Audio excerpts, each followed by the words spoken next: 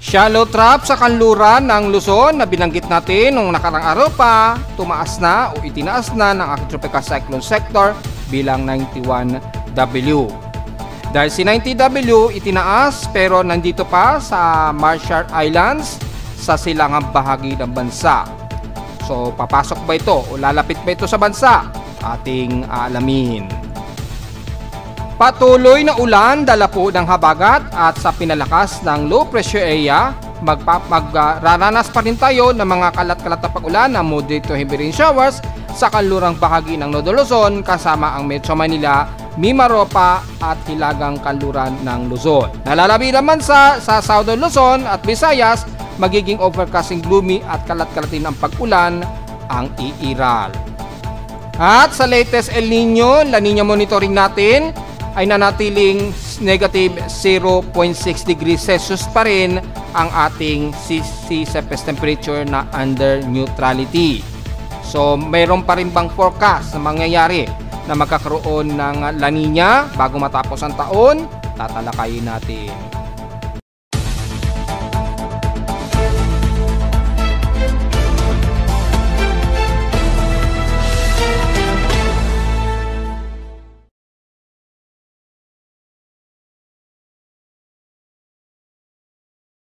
Hello, good morning mga folks. Welcome po muli sa ating daily weather bulletin at analysis para sa araw ng Sabado, August 16, 2025. Ang oras nating Boss Mike may maga ay alas 11:52 na ng magtatanghaling tapat. Patuloy ang maulan na paligid natin sa silangan at kanlurang bahagi ng Luzon kasama na ang buong Mimaropa at South Luzon. Ganon din silang bahagi ng Visayas, kalat-kalat pa rin at napakamaulap ang ating paligid ngayon. So very saturated po at very overcast ang ating lagay ng panahon ngayong weekend. Kaya na ating report pa nung mga nakarang araw, asahan this weekend nga po magiging overcast po, gloomy ang ating lagay ng panahon na may pagkahil. So asahan po ang mga kalat-kalat, lalo na't asahan din ang mga moderate to heavy rain showers. Kabilang na ang Metro Manila at ilang bahagi nga po sa kanluran ng Luzon, pababa na ng Mimaropa at west portions ng Visayas. Lalo na't umiral na nga po o tumaas na po na itinaas na aking tropical cyclone sector bilang aktibo o bilang invest low pressure area na tinawag na nga po sa pangalang 91W dahil yung 90W ay under tropical wave at napakalayo naman ito. Pero under below domain natin, so babantayin pa rin natin itong dalawang ito. Lalo na itong si 90W. Baka magkaroon ito ng progress na kumilos pa kanluran na posible pa itong lumapit sa bansa. So sa ating lagay ng panahon ngayon ay makikita po sa Doppler radar ang kanluran at silangang bahagi ng Luzon. Nakakaranas ngayon ng mga malawakang pag-ulan lalo na din sa may bandang buong Aurora region kagaya kahapon, pababa na yan ang bandang Bicol region. At sa may bandang kanluran naman ng Luzon mula Zambales hanggang ilang bahagi na Ilocos region, Mimaropa, so damay na ang Calabarzon yan, buong South Luzon, kabilang na ang Metro Manila pa rin gaya kahapon. Bagamat hindi naman singtindi ang naging pag-ulan namin sa Caloocan, malamang sa iba't ibang panig ng Metro Manila nakaranas kayo ng matitinding buhos ng ulan. So expected pa rin yan ngayong araw dahil sa umiiral po natin na habagat na mataas ang water vapor at precipitation rate. Kitang-kita naman sa Doppler radar ang dami ng water vapor. So since malawakan po ang mga pag-ulan sa silangan at kanluran ng Luzon, ay naasahan na madadamay ang Metro Manila pa rin kagaya kahapon at ilang bahagi ng Calabarzon pa rin, lalo na sa katimugang bahagi ng Luzon o South Luzon at Bicol region. Sa lightning detection system natin as of 11:59, so eksakto alas 12 na po ng tanghaling tapat, meron tayong 171 lightning strikes.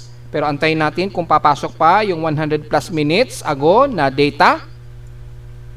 Dahil ang inner natin ay 96 lightning strikes. Kung madadagdagan yan, which is aabot ng 487 ang total lightning strikes yung outer at total of 323 lightning strikes kasama na ang 100 minutes ago na total lightning strikes. At makikita nga po ay may mga kasalukuyang pagkulog at pagkidlat sa kanluran ng Luzon at extreme Northern Luzon. Pinag-iingat po mga kababayan natin sa mga pagkulog at pagkidlat. Kabilang nga dyan sa may banda nga po ng Olongapo o Zambales. At dyan sa bandang Palawan ay kasalukuyan kayong may mga pagkulog at pagkidlat na umiiral dahil nga po sa malawakan nga po na umiiral ng mga pag-ulan dulot nga po ng habagat o southwest monsoon na pina-enhance o pina-amplify nga po ng low pressure area sa kanluran sa labas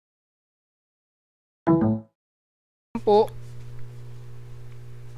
ng Philippine Area of Responsibility. At dahil po sa pag-enhance nito sa ating habagat, yung pinakalakas niya ay magbubunsod nga po ng malawakang ulan sa kanluran halos ng bansa. Kabilang na ang Metro Manila at Mimaropa na inaasahan nga po na moderate to heavy rain showers po ang iiral. Na kasalukuyan nga po sa Caloocan, nagkakaroon na kami ng light drizzle rain dito, umaambon-ambon na muli.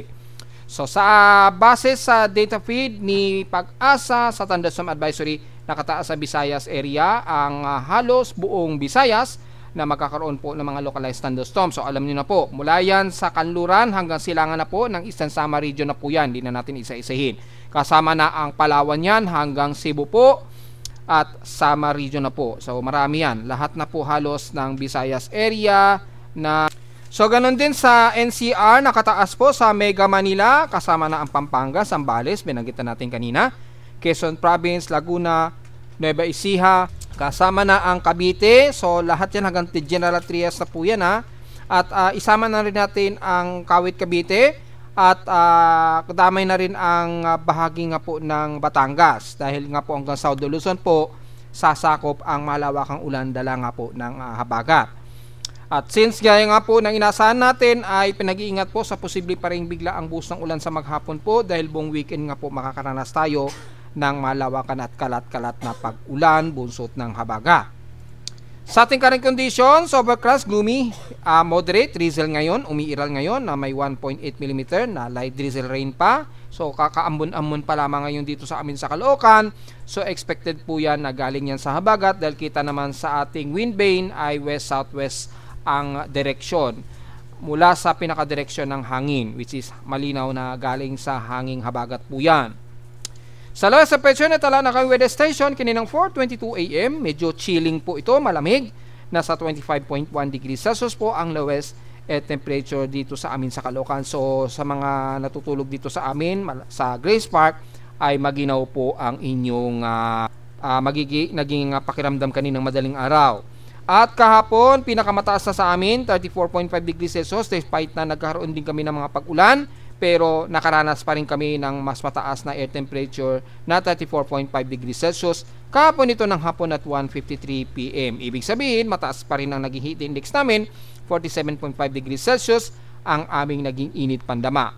Pero pagdating sa forecast ng heat index, ngayong kasalukuyan, 11:14 AM po, ay nasa 41.4 degrees Celsius po ang aming init pandama sa Caloocan. So despite na gloomy ay mataas pa rin ang aming init pandama.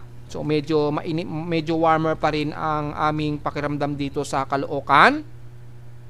Pero sa heat index forecast ay 38 degrees daw, 38 degrees Celsius po ang inaasahang heat index doon namin sa Caloocan. Pero mas mataas sa aming instrumentation reading. So sa maghapon, dahil po sa magiging makulimlim po tayo sa Metro Manila at inaasahan ng maulan, mababa ang magiging heat index natin ngayon dito sa Metro Manila. Kitang-kita naman dito sa forecast, bababa rin.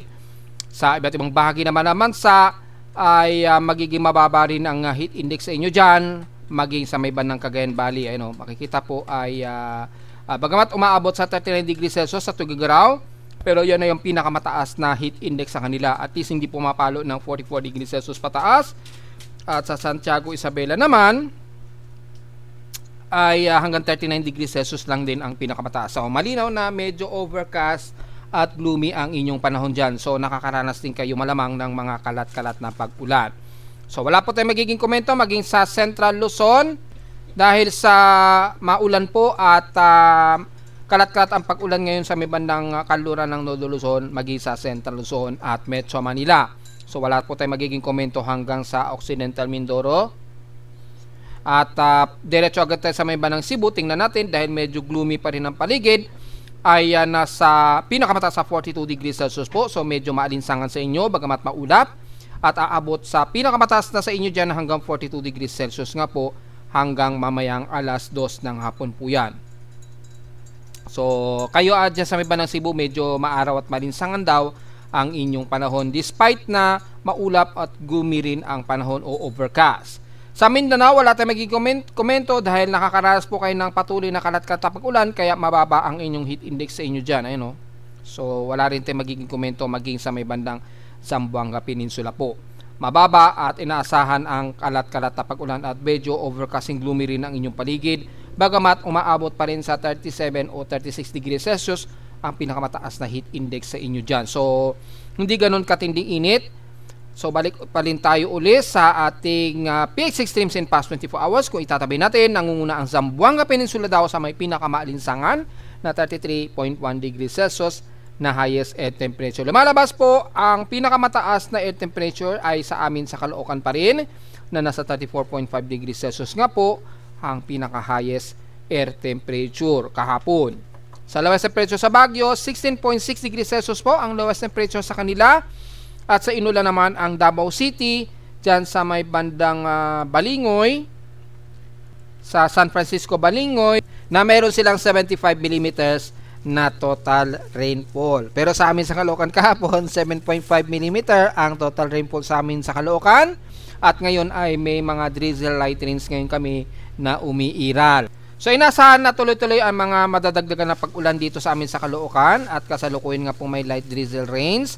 At diretso agad tayo sa ating outside humidity na may 92%. Napakataas po ang concentration humidity natin. At tumaas ito ng 3% since last hour. So medyo saturated tayo. Asahan na naman natin na lelembot-lembot na naman yung mga papel natin sa mga printing companies dyan. So maglagay po tayo ng absorbent material for highly concentrated humidity. Sa barometric pressure natin, thunderstormy tayo at 1,007 hectopascals and steady ito since last hour. So medyo may mga pagkulog at pagkidlat dahil nasa 1,007 hectopascals tayo sa Metro Manila. At sa high tide low tide status ay minimum low pa rin tayo, pero titingnan natin kung mataas na magiging high tide mamaya. Well, hindi pa rin, manatiling mababa, pero pinakamataas ang na-record kaninang madaling araw pa ito, mga 2 pinaka high tide mga 2:33 PM pala mamayang hapon. Ay mamayang hindi pala 0.3 dahil madaling araw pa pala ito nag high tide. Mga 1.0 meters ang taas. So mukhang ang high tide natin pinakamataas na 4.5.3 hanggang 0.5 meters lamang ang taas. So hindi ganoon kataas ang sea level natin sa Pangpang, pero ingat po sa alon dahil mabugso po ang hangin sa buong kanluran ng bansa dahil sa umiiral nga po na hanging habagat po. So yun ang pag-iingatan natin dahil sa swelling ng karagatan, bugso po ng ating habagat. Ganon din sa silangan dahil may surface trap din naman sa may bandang silangan ng bansa natin, lalo na sa South Luzon, kaya ingat pa rin sa magiging bugso ng hangin, dala po ng surface trap dyan na bumababa rin ang atmospheric pressure. At kita-kita naman sa Doppler radar ang moderate to heavy rain estimation rainfall. So sa ating almanak, sumikat ang haring araw kaninang 5:42 AM at tinasang lulubog po ito mamayang 6:18 PM. At sa ating moonrise and moonset, mukhang mamayang gabi pa po ito magmo-moonrise, 11:30 PM po mamayang gabi, at bukas na o ngayong umaga po, gantong oras po siya lulubog. So kung titingnan natin sa elevation, kakalubog lang din ito. Yan, which is ngayong umaga nga po 11:55 AM po ito lumubog. So bukas mamayang gabi pa po lulubog ito. Yan, mga 11:30 PM po ng gabi magmo-moonrise po muli yung ating buwan pala. So medyo nakakalito po kasi masyadong dikit yung alignment. So ang moonset po kasi ngayon lamang umaga 11:55 AM and then magmo-moonrise naman siya mamayang gabi. So gano'n po ang magiging galaw ng ating buwan ngayon na may 50% illuminated at last quarter na po ang liwanag ng buwan. Highest and lowest temperature naman natin. At sa ating local weather outlook para ngayong Sabado, Linggo ay magiging partly cloudy ating maghapon. So maulap po ang himpapurin natin sa maghapon at asahan natin ang light drizzle rain at mga kalat-kat pa rin na pag-ulan na 100% chance. At obvious naman po na umuulan ngayon sa amin sa Caloocan. Bukas ang Linggo ay ganun din ang magiging panahon natin, maulap at mga localized thunderstorms, gloomy at kalat-kalat pa rin ang pag-ulan natin na 90% chance bukas yan na Linggo. Highest and lowest temperature expected maglalaro 30 to 31 degrees Celsius and lowest temperature expected ay nasa 24 to 25 degrees Celsius. At kahapon, ayon pa kay Pag-asa sa data feed, ay namataan na yung trough ng low pressure area dyan sa may bandang kanluran. Sa may bandang kaluran nga po ng bansa. Although nasa labas ito ng Philippine Area of Responsibility, yung trough nga po nito ay magdadala nga po ng pag-iral ng malakas na habagat at magdadala nga po ng kalat-kalat pag-ulan kasama dito sa Metro Manila. So, diretso agad tayo sa ating ginagamit na satellite imagery. Very obvious naman po ang buong bahagi ng Luzon. Mapa Extreme Node Luzon, bagamat mas maulap ang inyong himpapurin sa may bandang Ilocos Region hanggang Cagayan Valley.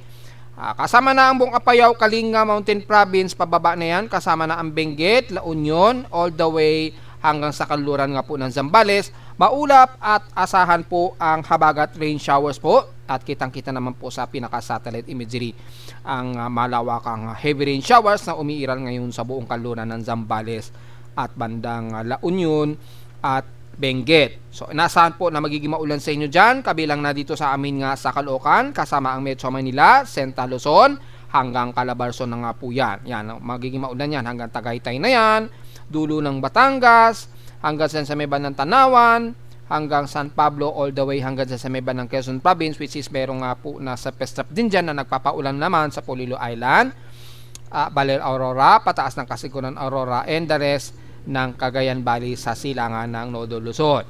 Asahan din ang moderate to heavy rain showers ang buong Mimaropa area. Ingat po sa mga pagbaha at paggugunan ng lupa hanggang Kalayaan Group of Islands na po yan. Pinag-iingat po ang lahat. At sa buong South Luzon naman mula Marinduque, Romblon, Masbate, Burias Island. Kasama na ang Bicol Region. Very overcast din po kayo dyan at kalat-kalat din ng mga pag-ulan na may pakilat at pagkulugang iiral. So ingat na lamang sa posibleng pong pagguho ng lupa or mga flash floods just in case magkaroon ng mataas na heavy rain potential.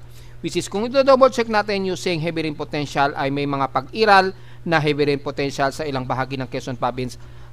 Kabilang na ang ilang bahagi ng Bicol Region mula Camarines Norte, Camarines Sur hanggang dyan sa may bandang Iriga hanggang Legazpi po.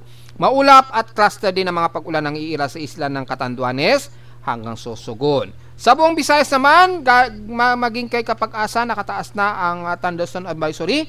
Inaasahan natin na maulap at kalat-kalatan pag-ulan sa buong kanluran ng Visayas, kabilang na ang Panay Island, Aklan, hanggang dyan sa buong Capiz at Antique. Sa may bandang kanluran naman ng Negros Region, kasama na ang Bacolod, pababa ng Sipalay, at sa Negros Oriental naman sa may bandang Bantayan, Basay, Siaton, at Dumaguete. Bagamat nagkakaroon ng ilang partly cloudy dyan sa bahagi na yan, kabilang na ang Canlaon.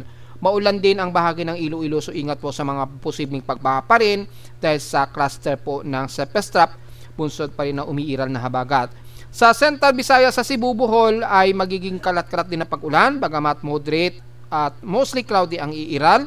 Kalat-kalat ang mga isolated rain showers and localized thunderstorms ang iiral sa inyo, kabilang na sa buong Southern Leyte, kabilang pataas na yun ng Northern Leyte at Eastern Samar na mas makakaranas ng mga ilang kalat-kalat ng ilang moderate to some heavy rain showers na cluster po na may kasamang pagkulog at pagkidlat.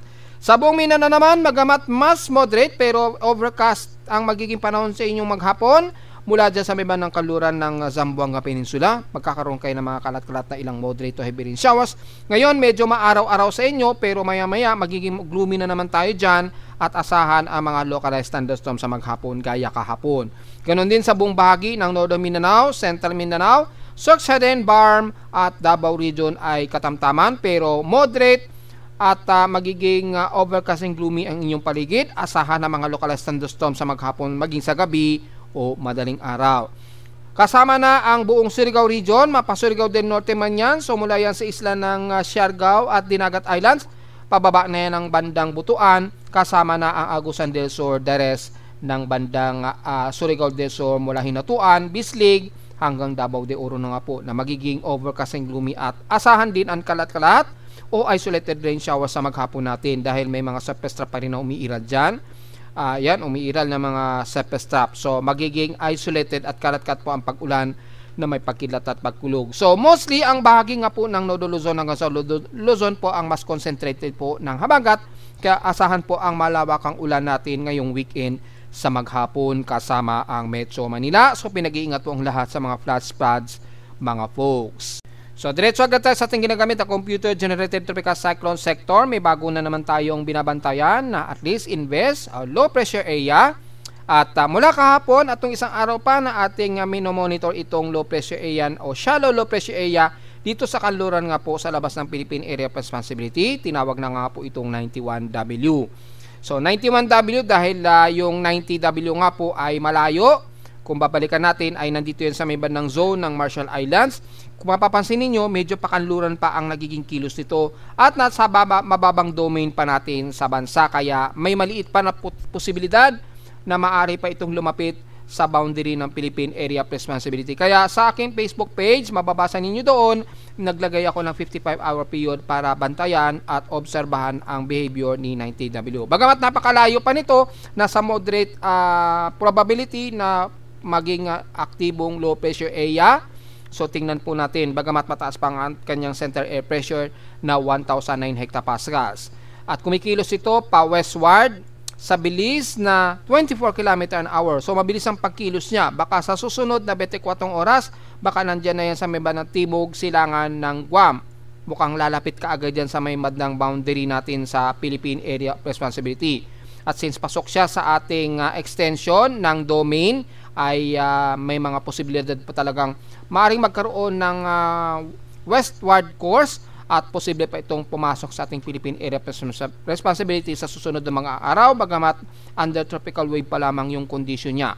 So maliit pa ang chance nito sa ngayon na magiging aktibong bagyo o low pressure area man lang. Nakagaya rin ni 91W na shallow low pressure area naman ang iira sa kanya, dahil kung titingnan natin yung Himawari satellite imagery nitong C91W ay napaka-broad.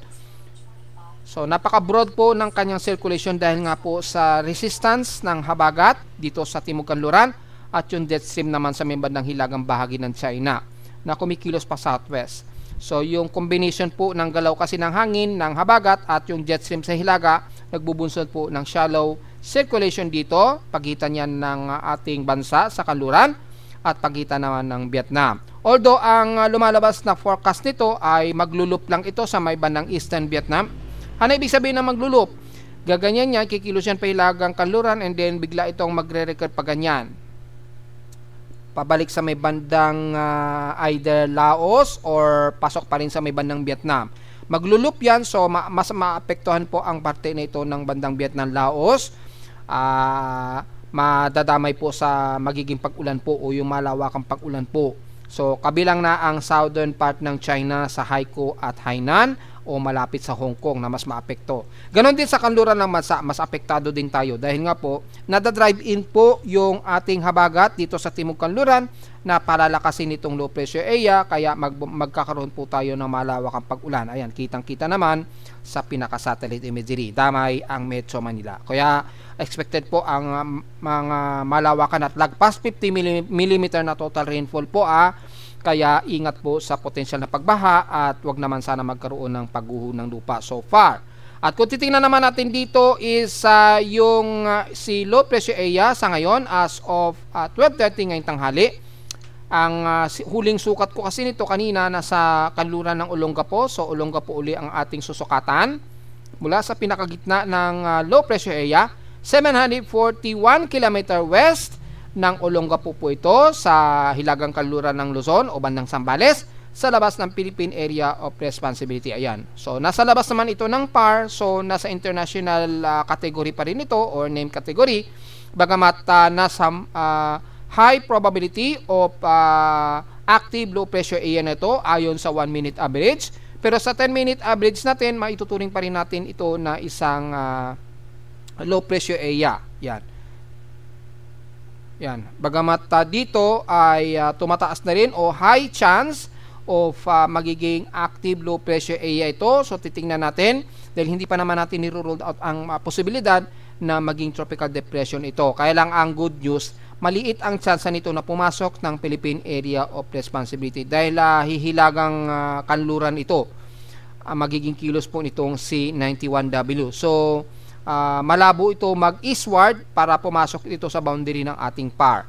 So, ang mangyayari lamang ay magpapadrive-in lamang ito ng malakas sa ating habagat na magdadala po ng malawakang ulan sa kanluran ng bansa. So, yun lamang ang magiging epekto nitong low pressure area. Kahit man maging isang tropical depression ito sa susunod o sa loob ng 24-hour period. Yan, dahil tumaas na po yung probability niya. So, tingnan natin sa 10-minute average kung tumataas na rin yung probability niya. Pero, sinisiguro natin na malamang maging kay Pag-asa na sa moderate to high na rin yung kanilang probability of tropical cyclone forecast nitong si 91W.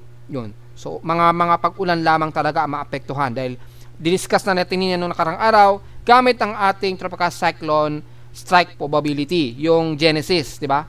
Tataas po yan hanggang lumabot pa nga ng 80%. Maapektuhan ang buong kanluran ng Luzon. So, damay ang Metro Manila niyan at Palawan at naglalaro sa hanggang 30% ang silangang bahagi ng Northern Luzon hanggang Southern Luzon po. So, malawak po, maapektuhan talaga tayo ng malawakang trough rain showers dala ng dalawang convective at isang low pressure area dito sa baybad ng kanluran nga po sa labas ng ating Philippine Area of Responsibility. So, yun po, medyo pareho sila ni 91W na nasa high chance na maging isang aktibong low pressure area within or next 24-hour period po. Ayan, naka-red po. So, medyo mataas. Pero naka-indication sa aking tropical cyclone kasi itong si 90W bilang tropical wave pa lamang. Pag sinabing tropical wave, very banding yan ng mga trough o surface trough dito. Yan, strand po yan ng surface trough. Tapos, nagkakaroon na siya ng Coriolis circulation. Kaya, naging isa siyang inverse. Yan. Habang kumikilos ito pakanluran, pa ganyan. Yan po yung symbol ko para sa masasabi kong tropical wave. Ganyan. O surface trough.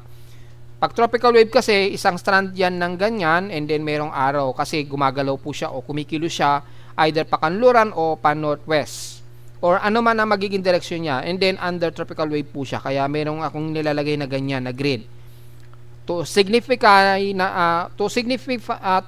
po na isa itong tropical wave. Ayan, naka-tropical wave po siya. TW yung initial niya. So, hindi siya ganun ka-cyclonic pa sa ngayon.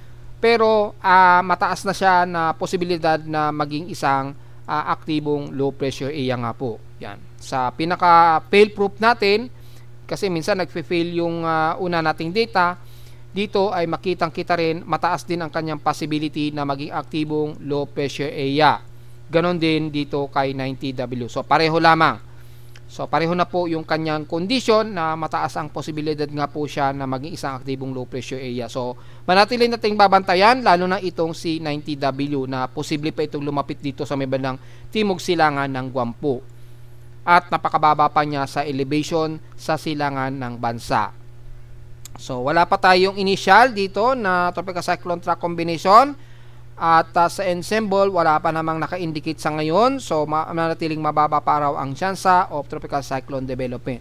Pero natili nating babantayan. Sa ibang bansa naman, nagkaroon na sila ng kauna-unahang hurricane. Ang tinawag nilang si Erin.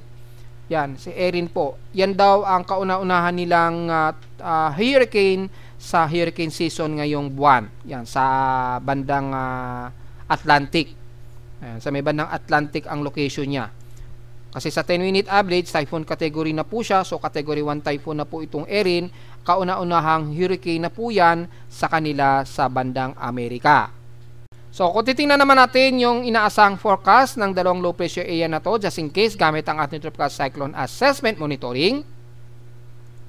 Yan, mula po sa global spectral model natin, makikitaan po natin itong si 91W ay kumikilos ito pahilagang kanluran po. Hanggang Martes po yan, this coming weekdays po. So, makikita natin dito ay maliit ang tsansa niya na pumasok ng ating Philippine Area of Responsibility. Kaya lang, bago mag-Lunes, paiiralin niya muna ang malakas na habagat na magpapaulan nga po sa kanluran ng bansa. Yun. Yung sinasabing surface trough dito na ayon kay Japan Meteorological Agency ay inituturing nila itong low pressure area. Pero sa ating tropical cyclone sector, hindi pa ito identified. So, manatili pa rin itong surface trough sa ngayon. At makikita naman natin dito, hindi masyado consistent yung kanyang circulation itong low pressure area sa may bandang silangan ng Northern Luzon. Kaya hindi pa natin siya ina-identify as inverse sa ngayon. Hindi kagaya ni 91W. Tapos, merong namumuong bagong low pressure area, posible, bago mag-21. So, sisimula ito sa may bandang kanluran ng Guam or Northern Mariana Islands. So, titingnan natin dito. Pagsapit po yan next week, mga Lunes o Martes, ay mamamataan natin itong posibleng bagong invest na naman ito. Ayan, manggagaling sa may bandang Guam, kikilos ito pahilagang kanluran. Ayan. So, pahilagang kanluran ang naikikinikilos niya at mukhang lalapit ito sa boundary ng ating Philippine Area of Responsibility. Mula sa mean sea level pressure, kung titingnan po natin dito, until Tuesday, dito halos hindi pa masyado halata yung kanyang low pressure area at mataas pa yung atmospheric pressure niya na nasa around 1010 to 1012 hectopascals pa. Ayan o. Pero meron siyang circulation dito sa may bandang kaluran ng Guam or sa silangan ng Luzon o Southern Luzon. Sa labas ito ng Philippine Area of Responsibility. Magaganap ito o maoobserbahan natin ito simula siguro mga Monday or Tuesday na po. And then hanggang Thursday ay makikitaan medyo lalapit pa ito sa boundary ng PAR sa silangan ng Northern Luzon po. Well, hindi pa masyado organized yung pinapakita dito. So, babantayan natin din maigi ito sa ngayon dahil yung forecast ng ating West Pacific Basin sa ngayon nakatutok pa dito kay 91W. Yan o, napakataas na po. 35% chance na po. So, ibig sabihin, shallow low pressure area o medyo invest na nga po siya. Invest na. Ganon din na pinapakita dito sa pinaka-favorable na convergence niya. Yan. Sa probability of cyclonic, may nakikitaan talaga sa may bandang kaluran ng Guam or silangan ng Northern Luzon, which is pinapakita din ng Global Spectral Model. So, ito ay medyo titingnan natin dahil kung mean winds ang pag-uusapan para malaman natin kung nagkakaroon na ng convergence dyan, sa ngayon ay wala pa. So, maaring ito ang binabantayan pa natin sa ngayon, itong nasa may bandang Marshall Islands. Ay, no? Meron na siyang convergence which is tinaas na nga po as 90W nga po ayon sa aking tropical cyclone sector.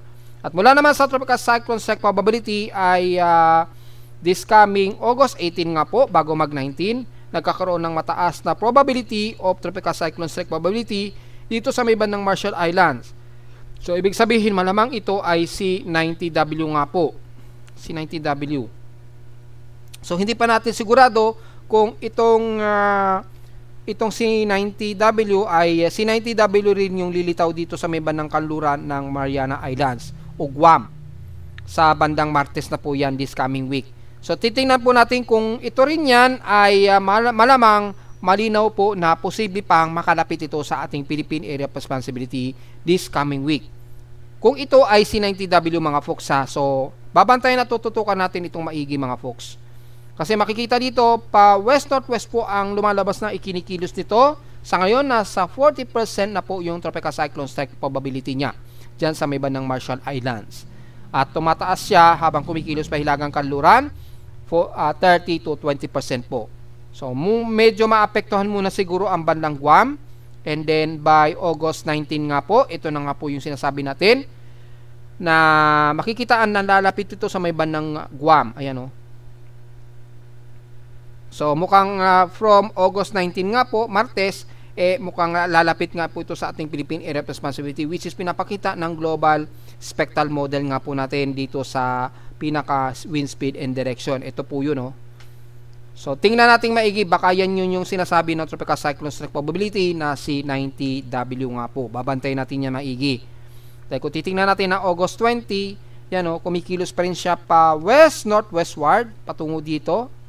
So, mukhang yan nga po yung posibleng bagong invest na lilitaw dito. At base na rin sa computer models, ay pinapakitaan nga po, mayroong shallow trap dito na manggagaling sa Marshall Islands. This coming weekdays po, yan, kikilos pa hilagang kanluran din. Base yan kay GPS at then magiging shallow low pressure area. And then, bababa ang atmospheric pressure niya to 1,006 hectopascals. So, mukhang lalapit ito at posible pa itong pumasok ng Philippine Area of Responsibility. Kay GPS pa lamang po yan pero kay ECMWF po, makikitang under tropical wave lamang nakikita natin dito pero wala pa sa ngayon na invest na nakikita natin dito pagsapit po ng August 19. So medyo hilaw pa yung forecast ni ECMWF dito.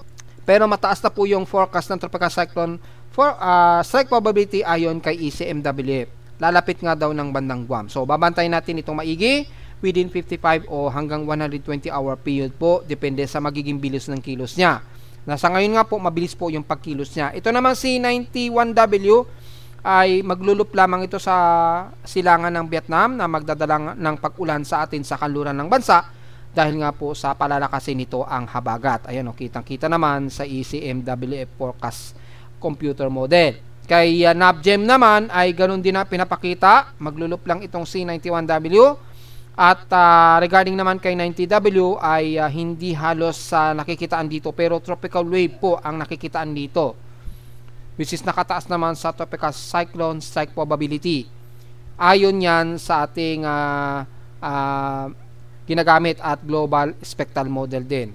So medyo erratic pa yung forecast dito ni 90W pero inaasahan nga natin kikilos yan pahilagang kanluran sa mga susunod na araw until this coming Tuesday nga po na makukonfirm natin kung talagang lalabas ito dito sa may bandang kanluran ng Guam and then hihilagang kanluran nito hanggang sa makapasok ng Philippine Area of Responsibility this coming weekend siguro o bago mag-weekend po this coming week. So bantay-bantay lamang mga folks. Samantala sa latest El Nino La Nina monitoring dahil nag-update na po yung ENSO ng NOAA at mula sa pinaka-synopsis nito ay masasabing natin na natili tayong neutral most likely hanggang 56% mula ngayong buwan hanggang October daw yan. Then between October to December makikitaan po dito may maliit na chance pa tayong magka-La Nina, which is diniscuss nga po natin yan nung mga nakaraang linggo pa po nung unang araw po ng Agosto na galing sa ating ENSO projections probability nga po na meron tayong 60.20% na magkaroon tayo ng minor La Nina po by October to December nga po. Papalo yan sa negative 0.51 degrees Celsius po. So halos boundary lamang ito ng neutral pero dahil nag 0.51 degrees Celsius ito ay nasa minor La Nina po tayo. And then magpo-propagate daw po ito mula November hanggang January ng susunod na taon, papalo sa negative 0.55 degrees Celsius na may 61% chance hanggang sa mag-peak po ito by December to February ng susunod na taon. So sa susunod na 2 buwan hanggang February nga po 2026, haabot ito sa moderate La Nina na negative 0.52 degrees Celsius po. So magkakaroon pa tayo ng slight La Nina hanggang sa unang 2 buwan ng susunod na taon.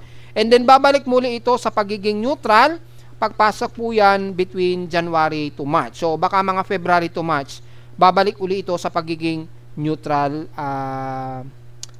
state niya. So since mag-aamihan season na po tayo nito from October to December, malamang ang mas makakaranas po ng above average rainfall ang katimugang bahagi ng bansa, lalo na dyan sa may bandang Southeastern Visayas at Mindanao po. So mukhang kayo po ang mas makakaranas ng moderate o minor La Nina po pagdating po ng bandang December po.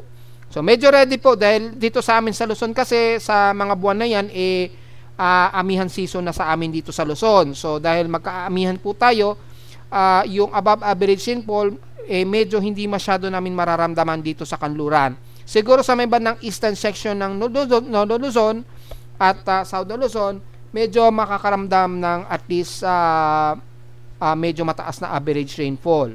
So kung napanood niyo po yung report ng Pag-asa na hanggang sa susunod na taon daw ay maninitili po tayong neutral, which is hindi po yan totoo. At yes, malinaw naman sa data feed mula kay NOAA ay magkakaroon pa rin tayo ng at least mga minor to some moderate La Nina bago matapos talaga ang taon. At inasampang natin hanggang sa unang 2 buwan nga po ng susunod na taon, magkakaroon pa tayo ng at least moderate La Nina pa. So yun po yung pinaka-latest natin at malamang binago na yan ni Pag-asa sa report nila nitong kahapon siguro o ngayong araw. Ine-expect natin yan, binago na nila yung report nila, which is napatunayan naman natin mula pa noong June pa. Binanggit na natin noong June na magkakaroon tayo ng minor La Nina at least bago matapos ang taong 2025. Malinaw yan.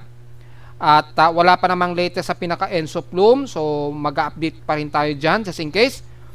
At sa ngayon, yung kasalukuyan pa rin natin na magiging presence ng neutrality level, manatiling negative 0.06 degrees Celsius pa rin. Kapareho last month. So last month, July, nung huling July ay pareho pa rin, negative 0.06 degrees Celsius. Nung June, negative 0.06 degrees Celsius din. So stationary lamang yung kasalukuyan natin na neutral level ng sea surface temperature. So dahil neutral pa rin po tayo, inaasahan natin magiging natural po yung development ng init ng karagatan natin mula dyan sa may bandang Mid-Pacific po. So ano man ang development ng low pressure area, magbabase lamang talaga yan sa pinaka-natural way niya na init sa dagat at sa tinding sikat ng araw. Kaya mapapansin niyo, hindi tayo masyado nakakaramdam ng madalas na intertropical convergence zone. Halos medyo mababa lamang yung development ng ITZZ dahil nga po under neutral conditions po yung sea surface temperature natin dyan sa may bandang silangan malapit sa equator sa Mid-Pacific. So kung mapapansin niyo, halos hindi pa tayo nagkakaroon ng bagong intertropical convergence zone. Madalas nagkakaroon bigla ng low pressure area na lamang na nabubuo. Yun, at hindi pa tayo nakakaranas pa na magkaroon muna ng ITCZ o Intertropical Convergence Zone bago magkaroon ng mga developing ng low pressure area. So yun po yung pinaka-difference yan mga folks kung bakit ganun na lamang na hindi ganun katitindi yung mga development ng low pressure area at napaka-natural lamang talaga yung development ng bagyo ngayong buwan. So titignan natin kung pagdating po ng bandang between October hanggang February ng susunod na taon, kung magkakaroon pa tayo ng pahabol na mga bagyo nito dahil alanganin din ang pagbaba ng sea surface temperature nitong bagong matapos nga po huling quarter na ng taong 2025. Samantala sa ulat lindol, so far wala tayong nadedetect at malinis ang aking seismometer ngayon. Mukhang wala masyadong noise ang nadedetect ngayon ng aking seismometer, medyo tahimik. So sana tuloy-tuloy po yan na tahimik at makikita natin dito wala naman tayong so far na nadedetect na medyo malakas-lakas na mga pagyanig. So diretso agad tayo sa pinaka-data feed ni PBOX kung meron at di silang nadedetect sa pinaka-short period seismograms nila. Yan, so mula sa data feed ni PBOX mula kanina madaling araw wala rin silang nadedetect na kahit isang magnitude 4.0 sa ngayon mula kaninang madaling araw. Pero marami-rami na kaagad ang mga minor earthquakes.